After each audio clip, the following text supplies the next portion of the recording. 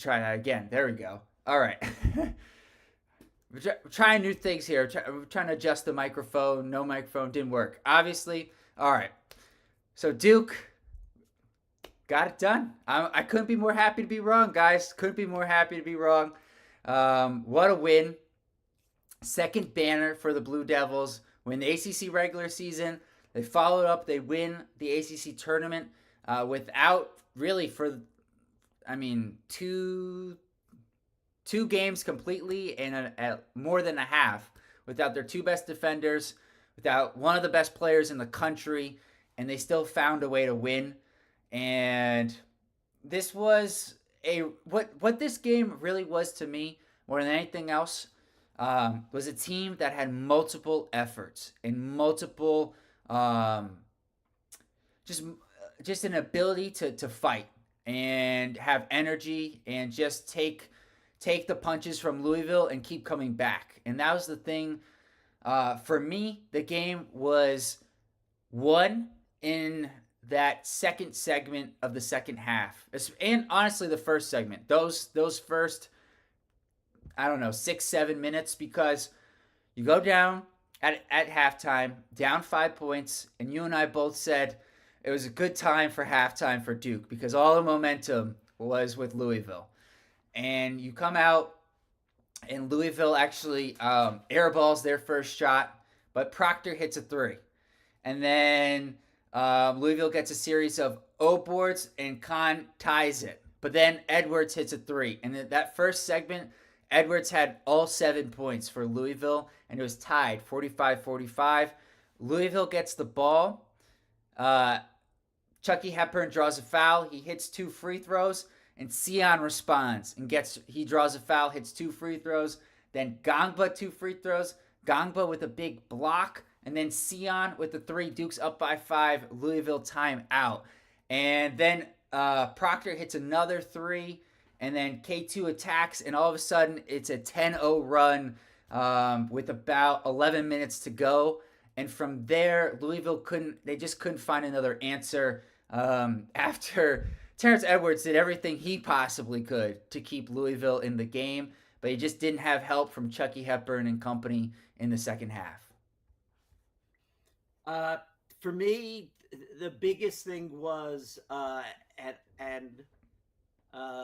among my gold medalists would go to Coach Shire, because the thing that happened last night, which we talked about, was it was a tale of two halves.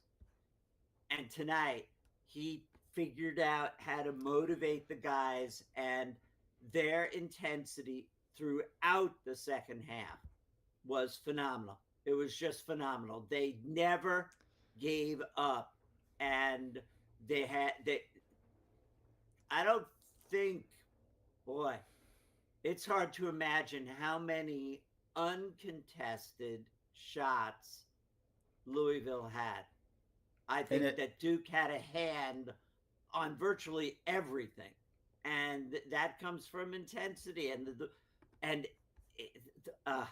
It was great. And it was only at the end of the first half that we thought maybe it was slipping away, and then they quickly erased the 5-point lead, and from there on, the second half was just a textbook lesson in intensity against, admittedly, both teams had some injuries to contend with. Us are the player of the year candidate, and should have been ACC defensive player of the year. Just got to keep throwing that in there. I'm sorry. Yes. It hurts. It still hurts. So overall, and they, as you pointed out, they were without one of their 3-point shooters. So, one of the best 3-point shooters in the country, for sure. For sure. And that made a difference too. So I don't want to hear from any Louisville fans, that they were missing one of their great players, because our 2 guys that we were missing, I think, more than make up for the guy they were missing. But that's my initial impression. I couldn't be happier. Thought they would win. They did. And and right up until the end, for us Dickie V fans, as you don't have quite the experience that I have with him. The history of the game, how Corey Alexander says he learned the game from him. He learned how to give energy to a game from him. Although Dickie V's books that he's written on the college game are excellent. His analysis of the game is great. He makes fun of the fact. What was it? He said, "Yeah, they call me Dookie V," and I got a pretty good kick out of it because he's always, been prejudiced about his, accused of his prejudice for his love for Duke and for Coach K. But for him sitting at sidelines after 4 bouts of cancer, in a great win for Duke, this just had to be a high for him. No, certainly, and to your point, I only saw really the tail end, right? I mean, let's say since I was 8 years old, so the past 20 years of Dick Vitale. And the one thing I will say in his defense, not that I can say I remember it, but from seeing the Jimmy V, that they always show, it's when he walks off the stage, it's Coach K and Dick Vitale. Who are there. So I think that's a lot of the reason for the connection. Could be wrong, but that's my humble take as somebody who wasn't around for those times. The other thing I want to say, because I'm not sure with my audio issues at the start here, if everyone heard this, I am so happy to be wrong about my prediction of this game. There's a few things that I thought Louisville would do a better job of, and it looked like they were doing a better job of it through the end period of the first half. And then Duke's defense went to another level.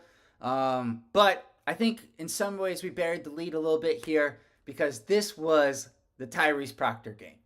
And we've been kind of calling for it, waiting for it, and he stepped up in a big way tonight. He hit, how many three-pointers did Proctor hit? He hit 6 3-pointers. 6. He shot a much better percentage from 3 than he did from the free throw line, but who cares? That's a problem for another day as of right now.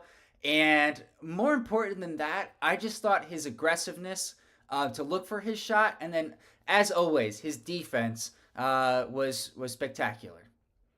So they pointed out for the tournament, I guess that's possible. They only played 2 games. They said they were 3 games. 12. No, not including today. They said they were 12. They said they were 12 for 52 from 3-point. Is that possible that they had averaged 26 attempts? Yeah, so they were 12 for 52. Well, so maybe Georgia Tech game just quickly, they start off 0 for 13, so it's certainly possible. Okay, so maybe that is something we could have leaned on a little bit to think they're due. Sure. But what did they shoot as a team from 3? From 3, 10 of 27, and there's the big difference in the game because Louisville at halftime, I don't remember. Let me see if I can pull it up quickly. They were at the end of the first half. Louisville was like at 42% from 3, and they finished the game at 27%, 7 of 26. Duke's defense in the second half went to another level, but I think part of the reason why is because something that I've been kind of harping on, their offense was much better. And one key stat for that is in the first half, Duke had 7 turnovers. In the second half, only 3. And that prevented Louisville from getting opportunities against or without Duke's defense being able to set up. And I thought the job that Kaman Malawach and Patrick Gongba did as the center tandem, protecting the paint, blocking shots, rebounding, and in different ways, Malawach with his offensive rebounding and his touch around the rim and dunks, And then Gangba, especially in the second half, with his ability to put the ball on the floor, the spin move to the finger roll in the near the end of the second half, he's really found his confidence with his increased playing time, and his defense has been. I didn't love it in the first half, but in the second half, I thought he was really on point defensively, and those two guys were just awesome from the center spot for Duke. Well, and Malowich, what one of the things we were saying about last night was he was almost soft. That his hand would be, because of his height, the first one to the ball, but he wouldn't bring it in. Not tonight. Tonight he was incredibly effective with a couple of blocks, great rebounds, contesting things, but then pulling it down. And I thought you're right. The tandem was fantastic tonight. So they got us through. You know, we learned that this team, minus their two best defensive players and the player of the year, could be good enough to win the ACC tournament. When you texted me because I wasn't able to watch the Georgia Tech game, and you said, nightmare. Well, you got to understand the context. We were 0 for 13 from 3. We just lost Malik Brown, and then right when we started to find some momentum, down goes Cooper. So it certainly felt like a nightmare. And it's almost like each game that they've won since has become, in some ways, like their best win of the year. I know, obviously putting Auburn to the side. Let's just put that to the side for a second. You could certainly make the argument that each one has been their best win because of the circumstances of what they have to battle through in each game, and then increasing level of opponent as well. I will say, to me, the most important thing was 2 complete halves. Yes. I said it earlier, but it was 2 complete halves, and the defensive intensity, if anything, got better in the second half, as it really looked like Louisville just didn't know what they were doing, couldn't score, couldn't do much of anything, really were disorganized. And Sion James. I'm glad you went there, because that's exactly where I was going. Nice. So he had 3 points in the first half, and he didn't look like the Sion James that we've seen for, I don't know, how many games we played? 34 games? The previous 33, basically. He didn't look like that guy. And I don't know what they said to him. You know, like, I just always think of the what Coach K said to Jason Tatum at halftime. He called him a soft St. Louis kid, or what happened at halftime. But Sion James came out like a man possessed. And that was the Sion James that we are used to seeing. He hit he hit a cup, at least one big 3 in the second half. He was attacking the basket, getting to the free throw line, where he knocked down 7 of 7 free throws. He was incredibly clutch. And his defense as well, I mean, as always, was really important. And I also thought the one area where we were having a little bit of difficulty in the first half was rebounding. It wasn't like we were getting killed, but it was a strength of ours typically. And that was one thing that I was worried without Coop. And Malowich finished with 10 rebounds. Khan had 8 rebounds. Sion had 6 rebounds. I thought as a team, I mean, part of that is Louisville didn't make any shots really in the second half, but they didn't allow as many offensive rebounds, and that was another key in the second half, just keeping it to 1 and done. I didn't think Sion was that. I thought Sion was okay in the first half. I took a team effort. He was part of the effort. We were right. We didn't see Foster tonight. In the second half. Very, very little, not very impactful. And Gillis may not have scored, but I liked in the second half he was part of that defensive lockdown, and I thought that was really good.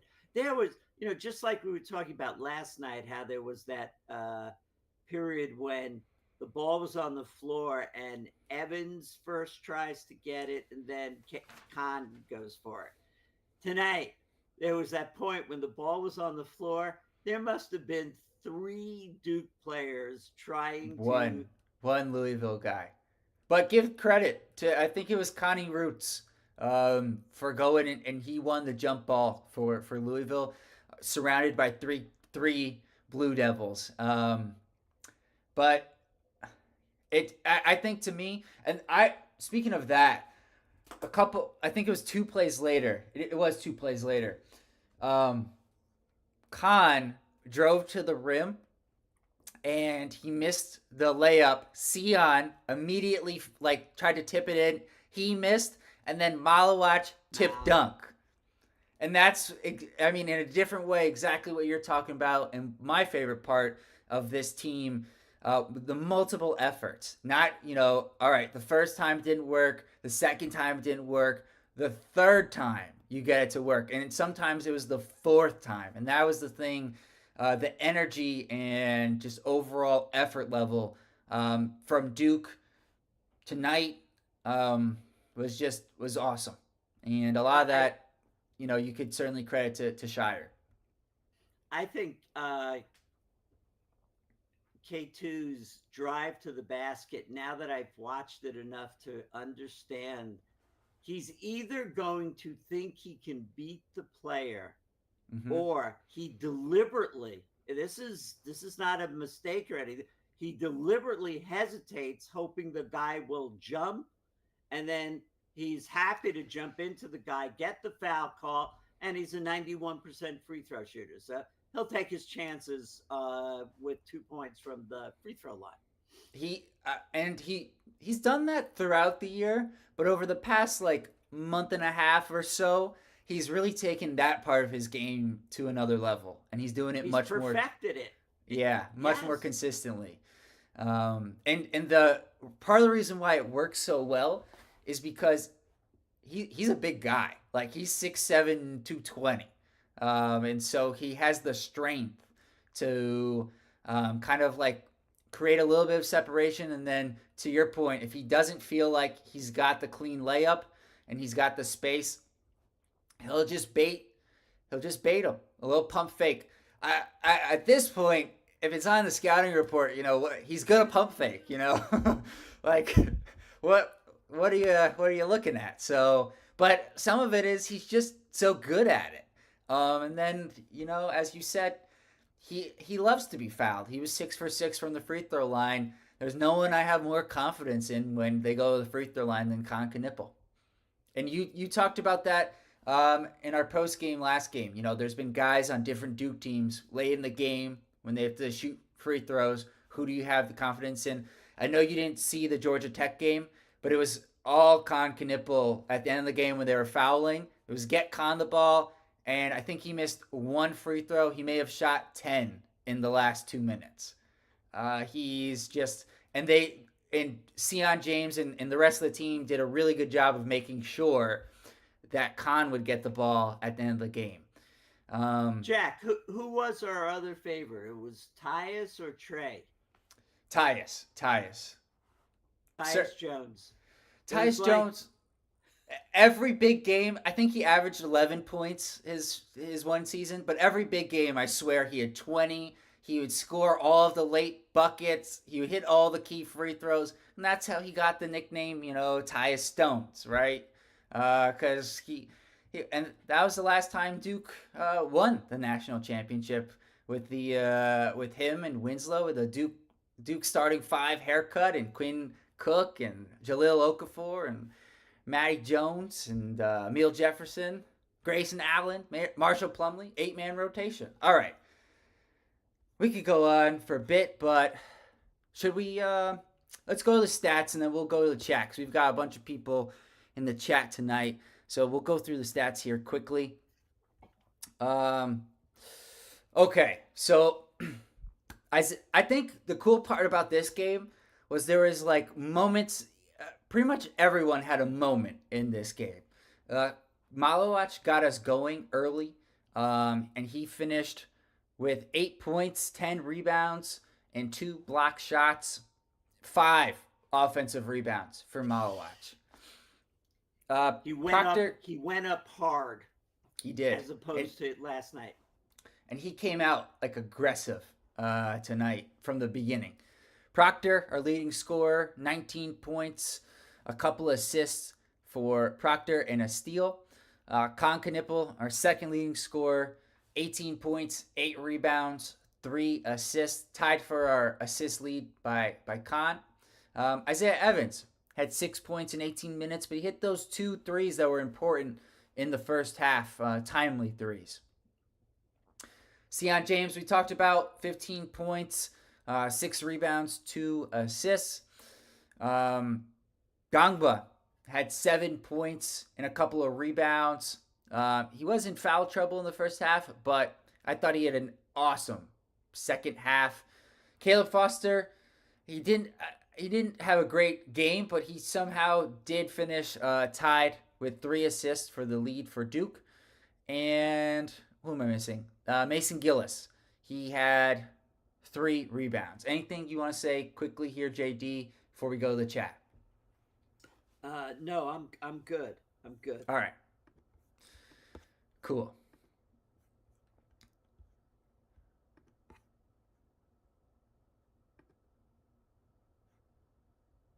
All right. So, let's see. Wrong button there. All right. So, pay the piper. Congratulations, Duke.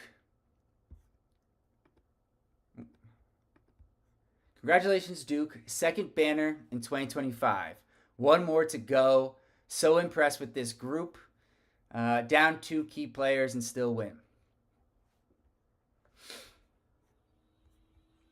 This should be... Oh, what? No, this win secures Duke as the number 1 overall seed in the national tourney. I'm not so sure about that, pay the piper. I think... Excuse me. I think it'll still be Auburn. Any thoughts on that, JD?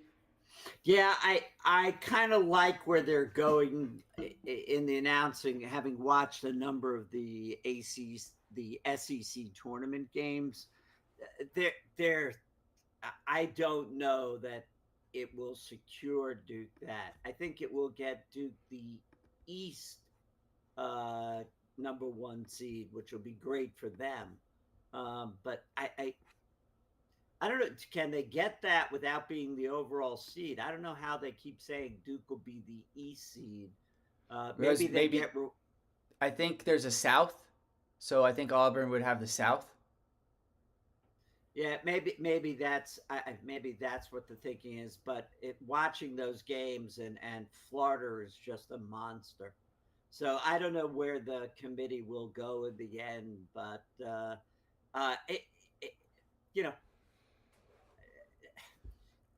the fact that they win this without their 2 best defensive players and the player of the year, when we did win the Georgia Tech, but we're like trying not to hang our heads to say how are we going to go on and win this.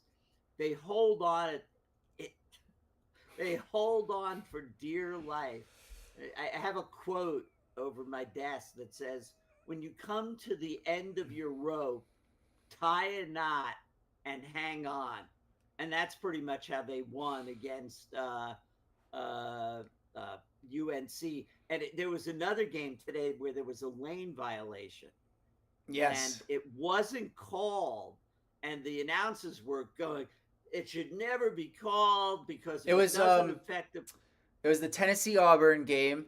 I think no, they did call it. And Jay Billis went on a whole rant about how if they make the free throw, it shouldn't be called a lane violation, and that's a rule that they should change. And then Dan Schulman, who I think is the best play-by-play guy, was like, boy, that would really help North Carolina. Okay. CJ Cav. Proctor was phenomenal. Not only was his shooting on fire, his defense on Hepburn really helped get this W. Shire proved tonight he deserved ACC Coach of the Year. Speaking of that defense, Hepburn started off the game 3 for 3. He had their first 7 points. Since that point, 2 of 13. Just phenomenal, as you said, CJ. Pay the piper. Overall team effort tonight. Second half defense was outstanding. Proctor is the leader and proved that tonight. Khan and James were amazing. Although Big props.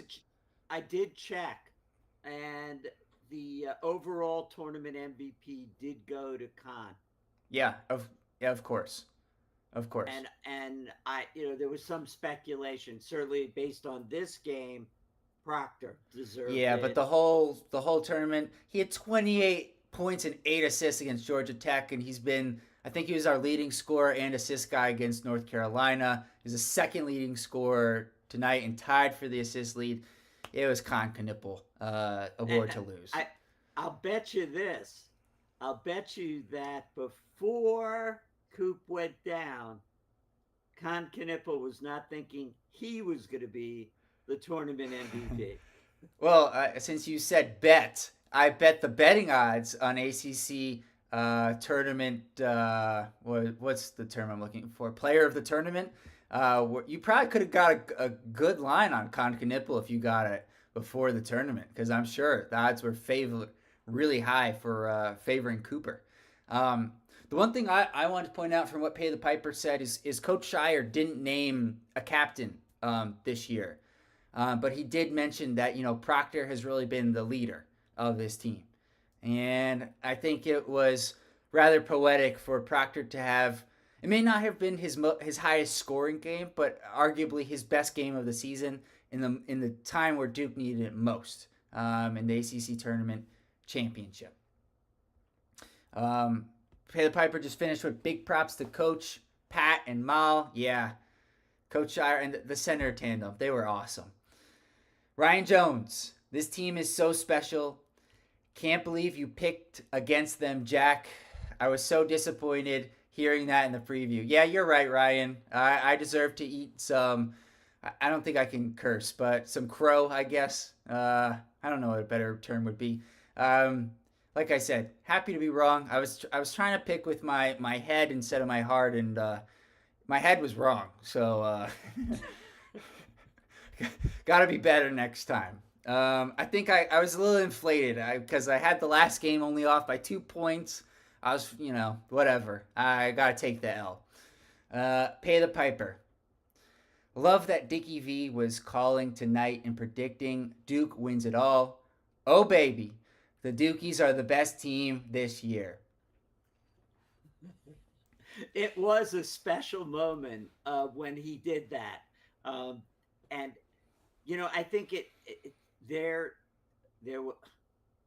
for whatever it was worth, there was some sense that, the gossip was that Coop would be ready for the first round. But that, we got a long way to go. Although it looks like we're going to be a Friday, Sunday. That would be awesome. What makes you think that? What's your source? I picked that up as I was listening to the end of the game, that it was likely to be a Friday, Sunday as a number 1 seed, giving Coop an extra day. Would love for that to come to fruition. That would be really important. Ryan Jones. Love these guys, and boy, did they grow up this weekend without Coop and Malik. Still got the hardware. I do believe I said after Georgia Tech that we could still win it without them. Coach of the Year, my butt. Give John his flowers. Man, this guy's a mastermind. It's the other award that was robbed from Duke and from Duke's overall excellence. I agree, Ryan. It should have been Coach Shire. I hate the point that they say, oh, Duke had all these top recruits, etc. They brought back 2 players from last year's team, and all I've heard for the past, I don't know, I mean, since I mean, probably since Duke won it in 2015, was you can't win with freshmen. And so now that Duke's winning with freshmen, it's, oh, they're too talented. You can't give them Coach of the Year. You know, a little bit of a goalpost shifting with the narrative. I give the Louisville coach a lot of credit. No question about it. And you have talked about that throughout the podcast, the comeback of Louisville, and you got to give him a lot of credit. But the proof of why Shire is the coach of the year is he loses Cooper Flagg. He loses Malik Brown.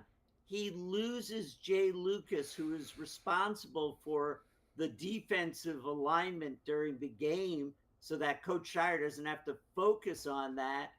And Shire somehow molds them by the championship game of the ACC tourney to play 2 complete halves. He outcoached the other guy who got the award, and boy, that was just wrong. But we'll see. Although, Jack, has anyone gotten back to us? Who's the guy with the glasses and Great the time, clipboard? great time to bring it up. Who is that? Drop it in the chat if anybody knows, because I still haven't figured it out. But shout out to him. Maybe he's the master. Right. We don't know. We've got no idea. The only other thing I want to say about the Coach of the Year thing, it would be like, because I think the NBA Coach of the Year is going to be Coach Atkinson of the Cavs. What they've done this year, he's been phenomenal. It'd be like giving, I'm blanking on his name, but the coach of the Pistons, because they're going to make the playoffs. It's like giving him Coach of the Year instead of the coach of the Cavs. He's done a phenomenal job, but he's not Coach of the Year. You know? All right, I got to move on before I lose it here. Pay the piper. How good was the D in the second half? Shut Louisville down. Mal and Pat keeping that garbage out of there. So many block shots between the two. And to your point, Pay the piper, 38 points for Louisville in the first half, 24 in the second half. And you know, we said in the after the North Carolina game, a tale of two halves. It was the same way tonight, except on a much more positive note for Duke and their defense. Well, and I do want to, as opposed to a tale of two halves, which was so evident in the UNC game, Duke did give us, and that I'm harping on that theme, that to Coach Shire's credit, they gave us 2 complete halves. Yes, they were starting to, at the very end go down by 5. And we both said, good thing it's halftime because this is starting to slip a little bit. But came right back. The second half was tremendous. This was 2 complete halves. You can go down by 5. Oh no! I was saying that in the context of Louisville, it was a tale of two halves for them, not for Duke. Yes. Oh, yeah. Okay. Lawrence Freeman. It only took 34 games for us to throw the ball into the post and let Big Pat go to work, but I'll take it. Boy, did he go to work. And to your point, Lawrence, that's something that I think all of us saw in this game. And when he's got a matchup, we've got to make sure. And there was, I don't know if you caught this, JD, as somebody who has, I guess, maligned the fact that we don't call plays.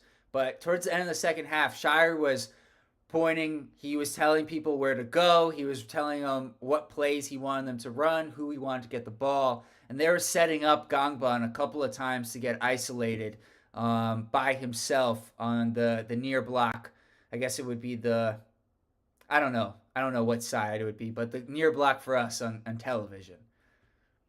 I'm glad he did. I mean, because I think the freelance style when Cooper Flagg is in the game can work because Cooper Flagg's ability to see the entire court is part of what makes him this generational player. without Cooper being on the court, John Shire steps up. Another reason why he was the coach of the year. He stepped up in that final second half championship game and said, okay, hold on. Here's what we got to do. And it was kudos to him for recognizing that he had to help more to be on the offensive end. Vincent Muniz, let's go.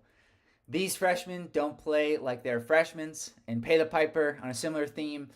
Pat, no longer a freshman, and I think that's a good time to say the line that Dickie V would always say, which is, when we get to this time of the year, they're no longer freshmen. Pay the Piper.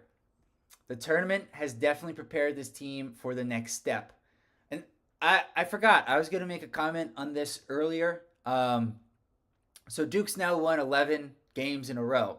The first 7 of that winning streak were all like 30-point wins, right? Like they were, by the time we started the second half, I mean, there was a couple that were sort of close at the start of the second half, but certainly the last 10 minutes, you had your feet up, you're relaxing. These past 4 games have given Duke the test that they probably needed going into the NCAA tournament. And it's going to be really valuable experience for the team. And I mean, probably didn't need the experience of having to play without Cooper Flagg and Malik Brown, but we'll take it and hope that we get them back. And that's it. Because if we go into, the first game on Friday, let's say, if it is the Friday game, and it's a 16 versus a 1, this group, which is what we were talking about last night, this is the group we have. We can't count that Cooper will be there for that first game. Maybe by Sunday he'll be there, but that first game and against the 16th team, I think there'll be every effort to rest him unless the training staff says, no, he is 100% ready to go. But if they had to rest him again, this team's confidence in the last, 2.5 games, Georgia Tech, UNC, has got to be like, we can do this. We can win. We can. And that brings me to, how do we, the vision for how Duke still wins the championship, which is that Coop may not play the first game, but we can win against a 16 seed with this team. We just played the number 13 seed overall in the country, or whatever, Louisville is. Okay. And that when we go up against an 8-9, which I think will be a really, really tough competition for us, this team knows that they can play with that. That gets us to the next weekend, where Cooper Flagg, from a rolled ankle, unless there's something else going on, should definitely be back.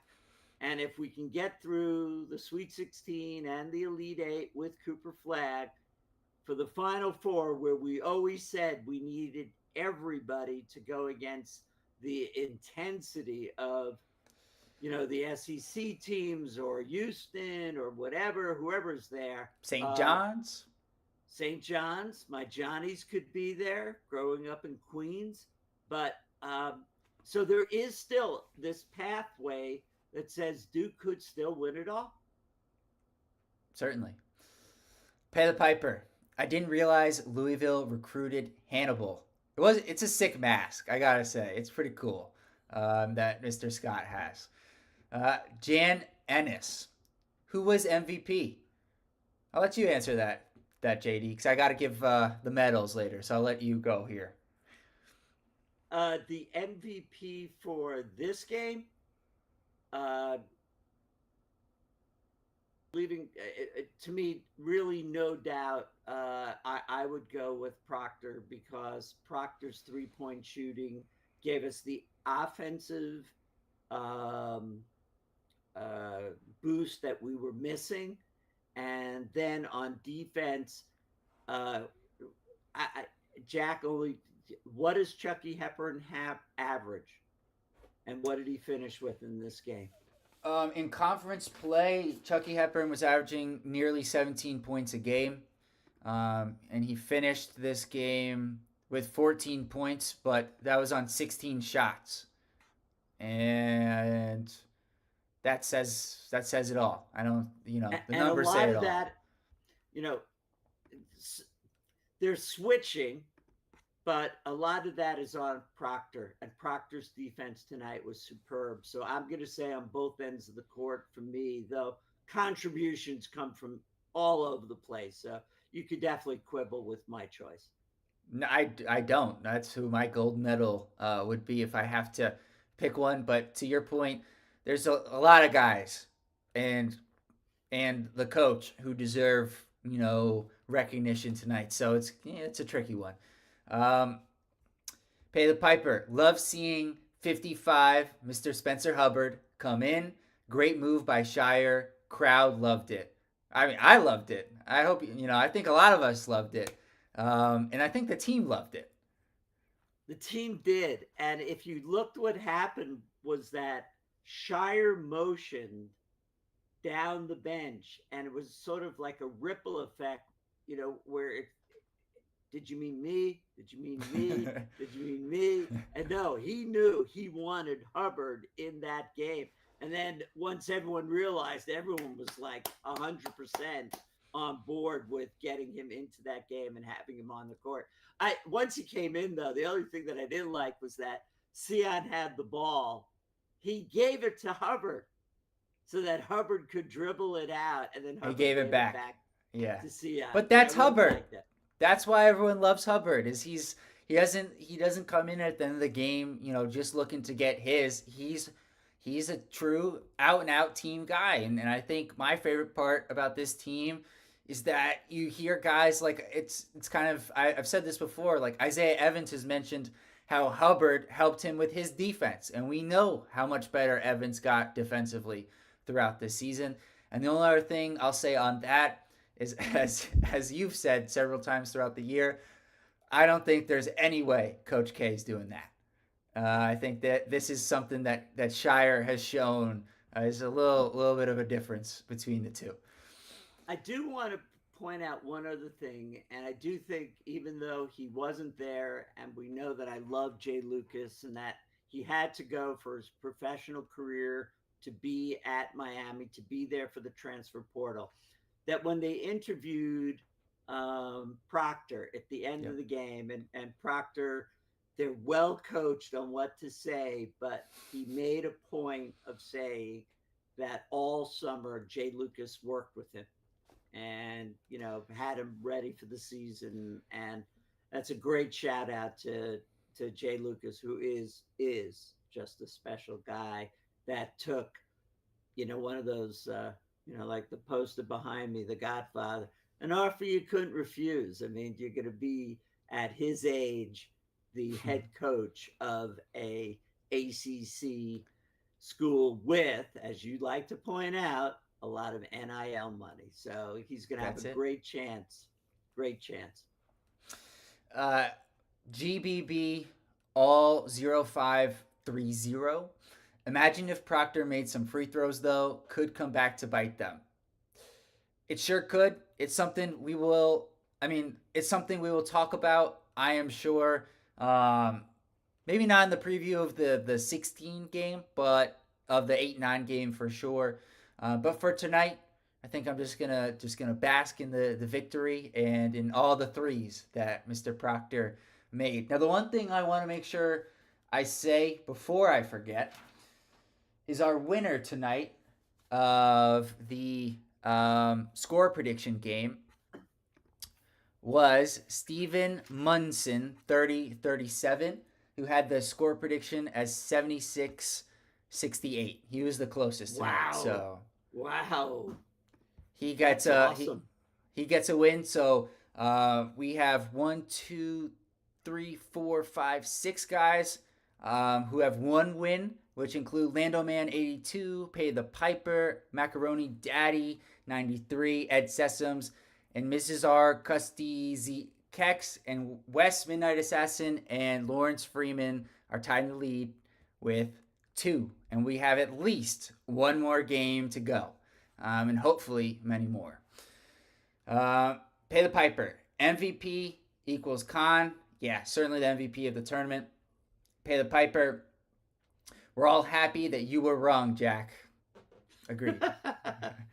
So am I. Wes, Midnight Assassin. Proctor, Pat, Mal, Khan was amazing in this game. Let's go Duke. Mal needs the defense MVP award. Oh my. Phenomenal. So good. So good. And and the scary thing is always that when you talk about a freshman, the guy's just going to get better. He's only been playing for 4 years, right. Maybe 5 years. And his instincts for what to do and how to block shots and how to be stronger and getting offensive rebounds, the body is there. And his length is just incredible. So that's the scariest part to me is we talk about him. We get so excited when he's playing his A game on defense. And the ceiling for him is enormous, as opposed to when you always correct me on Janai Broom being the potential player of the year. And you say, yeah, but he's 24. I mean, and I say great player, just a great player. And I watch, although Auburn, what you point out to me, has now lost 3 out of 4. Yep. And good thing for them that, as far as we know, the selection committee doesn't consider your last 10 games. It's the whole body of work, which is why they'll still most likely be the number 1 overall seed. Admissions GCAS. Great show, JD and Jack. Do you think Duke should get the number 1 overall seed? I think we've talked about it. I think it's going to be Auburn. It just, as far as we know, the criteria that they use, the amount of quad 1 wins that Auburn has, their strength of schedule, I just don't see how. Duke at this point actually has 1 less loss than Auburn because of how they finished the season. But I still think strength of schedule, it will be Auburn as the number 1 overall seed. But I will say there's a slight crack where there wasn't, a slight window of opportunity, if you will, for Duke where there wasn't, a few days ago. Well, and that Duke doesn't finally get to be the AP number 1 until the last regular season poll. I'm sure there'll be one more that comes out, but Selection Sunday is tomorrow. So I think Auburn, well, I honestly, I don't know that it's going to be us. We're going to be one of the 4 for certain number 1 seeds. But Florida, if they would, run up the score again tomorrow in the SEC, there may be a lot of people looking at why shouldn't they be the number 1 seed. But again, it's the end of the season, so we'll see. I know they're not supposed to look at the last 10 games. Don't look at what's right in front of your face. Just don't look at it. Don't pay any attention to it. But it's right there. So, in that one instance, I do feel bad for North Carolina, who's clearly been a different team. All right, pay the piper. Medals. Only gold tonight. 1 to the entire Duke team, players, coaches, and all supporting individuals. It's a fair way to go about it. Shout out, as they did on the broadcast, Rachel Baker, who's the first GM in college basketball and has clearly done an excellent job in her role of helping the Duke program in this new era and helping Coach Shire get off to a strong start. And as they said on the broadcast, especially with the news today, I think it was, that Kyle Neptune was fired at Villanova after his 3rd season. Both him and John Shire took over from legends in college basketball. Maybe not quite on the same level of legends, but Jay Wright was a phenomenal coach for Villanova. And 3 years in, Coach Shire has Duke, I mean, at incredible heights, and Kyle Neptune is no longer the coach, and that's really how it typically goes for the guy following the guy. As they say, you want to be the guy following the guy following the guy, and for Coach Shire to hit the ground running the way he has been really impressive. And I also like the idea of giving it to everybody, because then I can also include the guy with the clipboard and the glasses, who I have no idea who he is, but I'm sure glad he was there. It also saves me the trouble of trying to pick between about 5 people for the last 2 medals. So thank you, Pay the Piper. Jack Reacher, Duke Nation. That's it. Wes, Midnight Assassin. Wait. Jack Reacher? Yeah, Jack Reacher. The Love Jack it. Reacher. Yeah. Love it.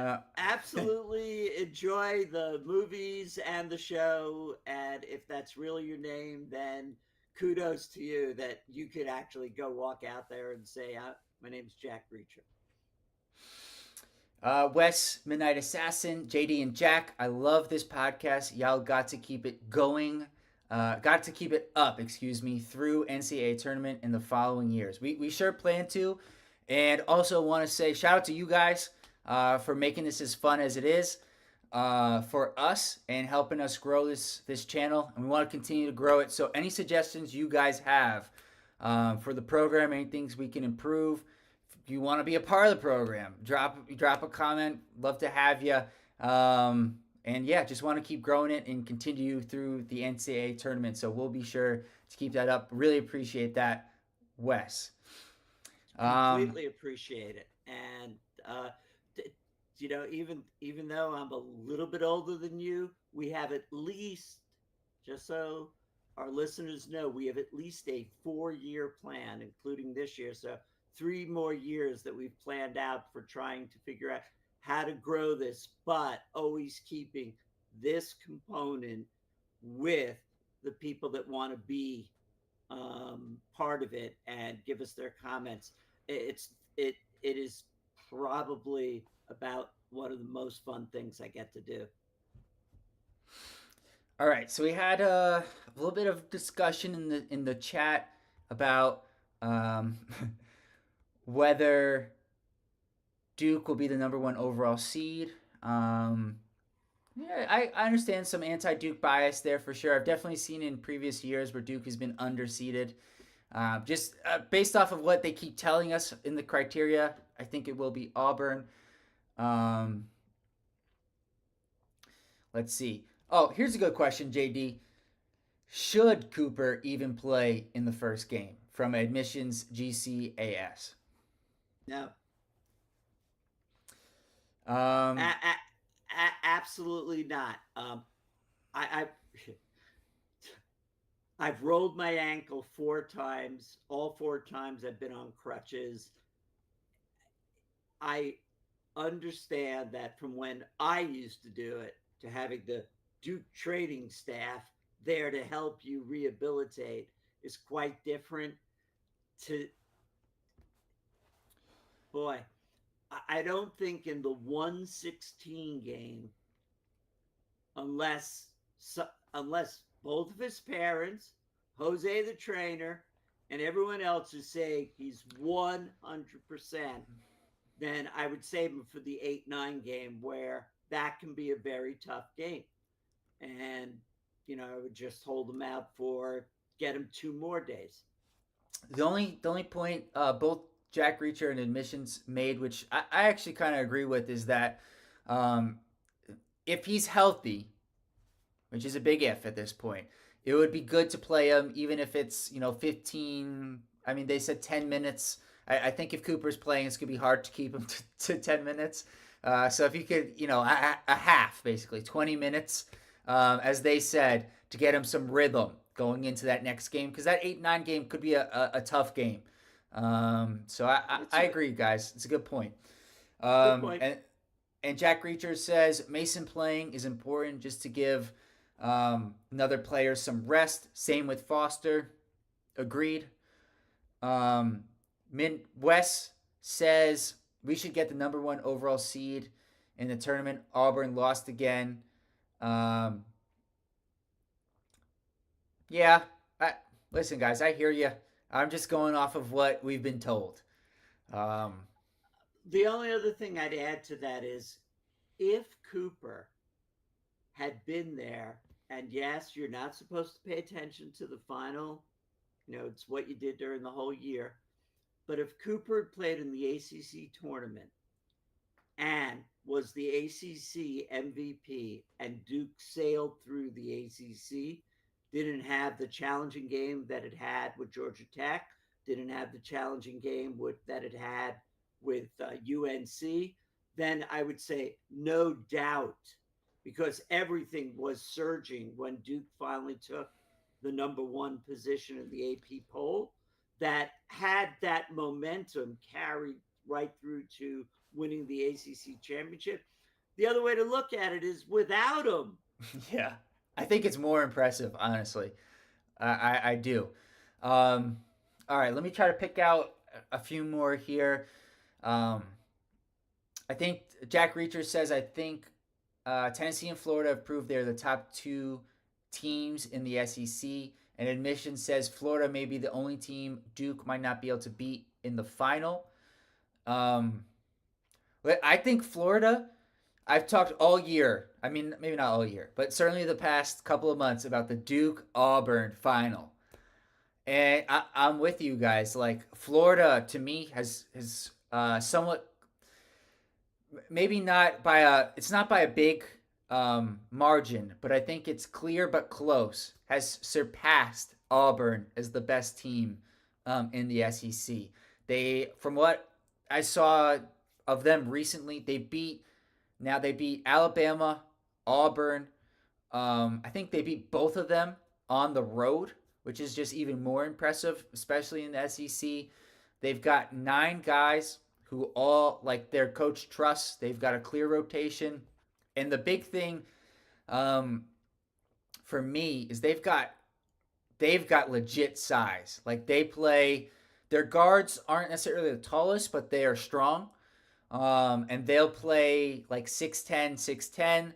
And now that they've got hand locked in back, who's 7'1", and just a huge person.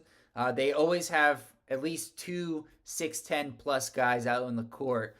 And they've got a lot of good shooting. I think that is going to be the toughest game if Duke were to play them. But, Houston, Tennessee, St. John's, there's like 8 teams this year that are fully capable of winning the title. So I know that we'll save most of this but it's coming up now in the chat, so we'll save most of this. We've always I've always looked at the NCAA tournament as which team is most likely to go on a 6-game winning streak. Throw everything out. They got a 6-game winning streak in order to do this. And the other thing that this year has really proven to me as a New York fan and a Duke fan is that injuries. You can't account for it, but the heart that Duke showed with losing the college player of the year and could have been the defensive player of the year in other, anywhere else, maybe not in front of Cooper Flag, but, you know, and to still win the ACC tournament when it would have been so easy to just say, we can't do it. There is this ACC run for Duke without the two of them. And then if we can bring them or phase them in, because I think if they get to the Final Four, telling Malik Brown, you separated your shoulder, you can't play, it's not going to, it won't happen. Malik Brown is a quiet person, but from what I can tell, a very competitive person. And if he has any chance of being out there, he will play. All right. Admission says, watch how hard they make Duke's bracket in the NCAA. They'll put the strongest 2, 3, and 4 seed in their bracket. Also, shout out to you, Admissions. Thanks for your comment on the preview about the sound from my microphone. I appreciate you letting me know it's been better tonight, and just letting us know and because that's what we're trying to do. Just consistently improve. It's been something I've noticed in bracketology. It's one of the reasons in one of our previous videos I went on a little bit of a tangent about St. John's being a 3 seed. Now they've moved up to the 2 line, but in one of them they had in bracketology, which I know is not the final bracket, but they had St. John's as the 3 seed, and I think it was Tennessee or Florida at the time as the 2. And I was like, what kind of a reward is this for being the second overall seed? So we'll just have to see how the bracket unfolds, and either complain or be happy from there. All right. Jack Reacher was also wondering, who is that coach with the glasses on the bench for Duke? We gotta find this out, guys. Someone be a good internet sleuth. I can't figure it out. I've been trying to figure it out. JD, we know you're not gonna be able to figure it out unless, I don't know, maybe you could surprise us. But I think we're gonna have to rely on the crowd for this one. I think Jay Lucas could be my best source for trying to figure out who that guy was. So maybe I'll shoot him a quick text and say, Jay, missed you. I'm sure he loved every minute of Duke winning the ACC and potentially how far they go. And he just made a professional decision. But I don't have any problem. I'll send a text to Jay Lucas, say, who the heck was the guy that with the glasses and the clipboard and like looked completely out of place, Someone smiley guy says the blonde. He's got blonde hair, right? More or less, like a dirty blonde, right? That's what it seemed like. He clearly didn't look like any of the other assistant coaches. Well, I think I said this last time. I've seen him. He's been a part of the staff for at least the past 2 years, but he was in the second row. And now he's been promoted. So good to him. Good for him, I should say. Wait, Jack, I figured out. He must be like in Moneyball, Jonah Hill.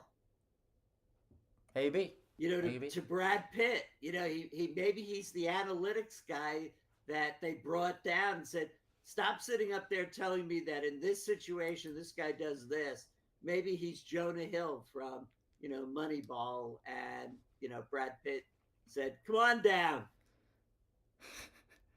All right, a couple more before we wrap up here.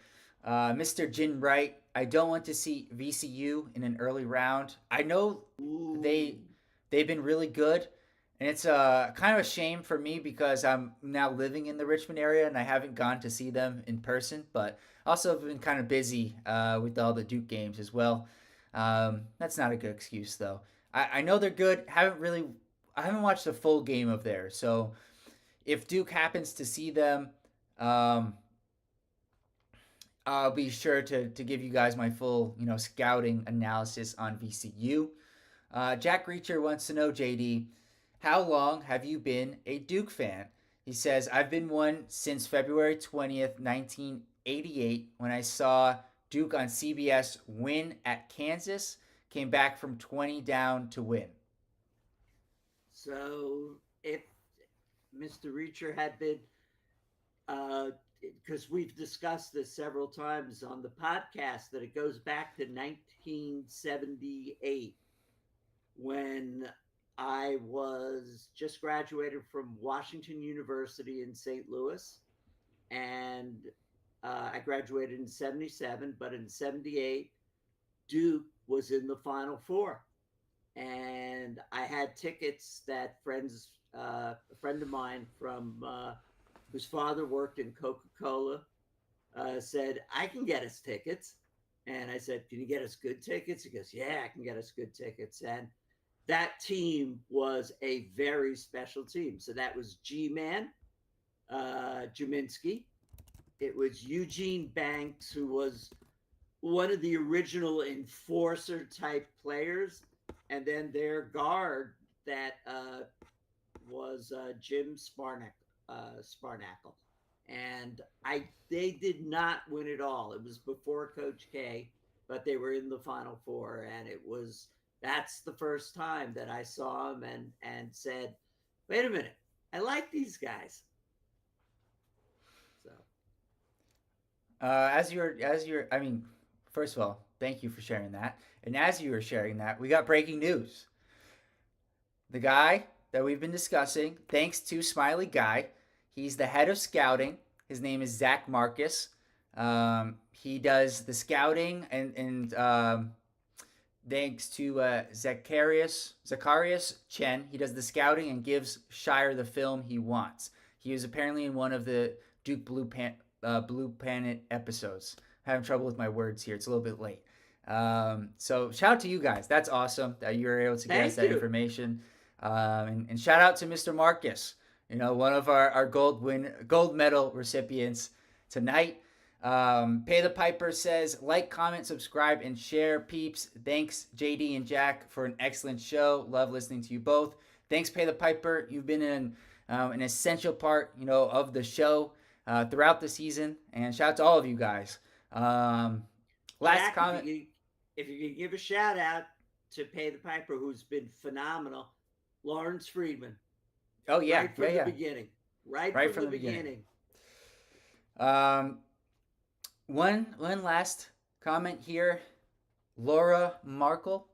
I just left from watching Duke win the ACC Tournament Championship in person. Congrats to you, Laura. How much fun it must have been to be there in person to watch this Duke team win the ACC Championship. Wait, it's worth staying. Could she give us, if it's he, she, don't know, from the type 2 more sentences about what it was like to be there, and I'm happy to stay on for a couple of more of you if you're listening right now. That'd be great to just say, it was really special, because we always think that whenever Duke is playing, everyone's rooting against us. So in particular, did we have large support? The game was in North Carolina, right? It was in Charlotte. Yep. So maybe for a change, we actually did get, but you really can't tell from television. Yeah, well, I don't know. Sometimes, I guess as we're waiting, sometimes you can tell because we talked a lot about the North Carolina game. That was electric, and I don't know. I don't think you watched. You didn't watch the St. John's game tonight, did you? No. It was you. All right, you watched the Knicks playoff games against the Sixers, right? You remember those? How crazy the crowd was. It was almost Jack, that level. I go back to the both season championships for the Knicks in 1969. Well, I can't relate with you. I can't relate to you on that. Well, all right. The place is crazy. All right. Laura says, Oh. a top 4 moment in my life. I am female. Large support. Well, thank you so much for sharing with us. We're staying up past midnight. I'm so glad you were there. I had a great time. Very jealous of it. It must have been really special. And I hope, although you say one of your top 4 moments, I hope you have many more great moments. And that's a great place to end here tonight. So we will be back. Not exactly sure when, but early next week. We might do like an NCAA tournament preview. We'll definitely have the preview of the first Duke game out for you guys early next week. But until then, rest up, enjoy Selection Sunday tomorrow night, and we'll have a lot to talk about come Monday, Tuesday of next week. Quickly, actually, JD. Jack, we've been on long enough to say again, if you like this video, give us a like, subscribe to the channel. Also, share it with a friend. Also, shout out to all of you guys who watch the videos and don't comment, because you're a large percentage of our audience, and just want to make sure that I give you guys credit, because it takes a village, right? One last final question, JD, from Jack Reacher. JD, do you have any Duke memorabilia? Oh.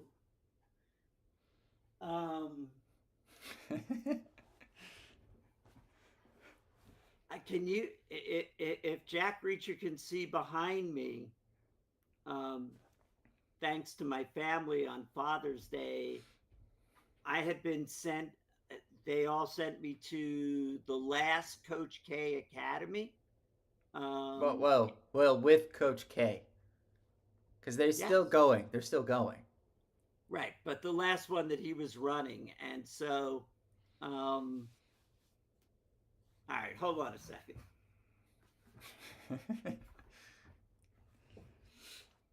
All right, JD, let's see what you got.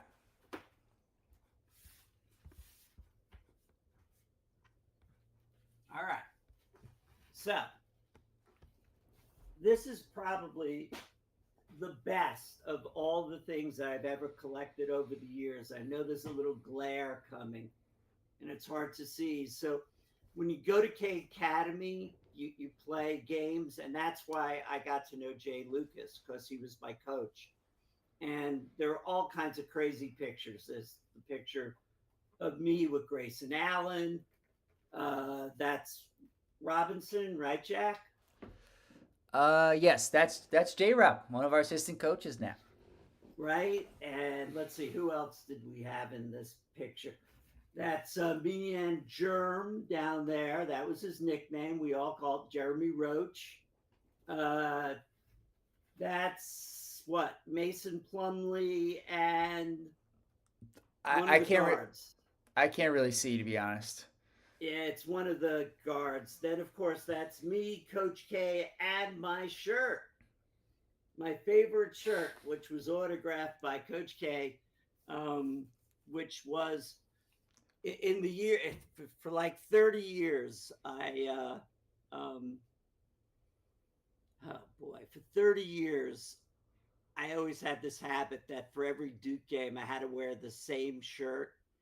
And it had gotten so full of holes, and the sleeve had come off. And that was me standing next to Coach K with this shirt. And he's probably going, who is this, ridiculous, fan or something? I thought it was cool. My teammates thought it was cool, but it was really great. So my best memorabilia, it doesn't go back. Well, and if you've got some great stuff, love to hear about it. But my greatest moment was when I went to the K Academy, got to play ball on Cameron, played horrible basketball. Wish I'd done it when I was 35 years old. You have to be 35 or older to play. Wish I had done it back then, when I really could play ball. But that's my favorite piece of memorabilia, and it was given to me by my family.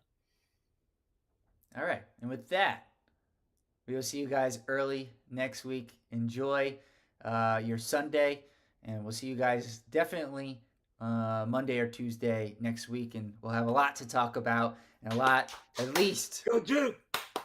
one Go more Duke! Duke game. Go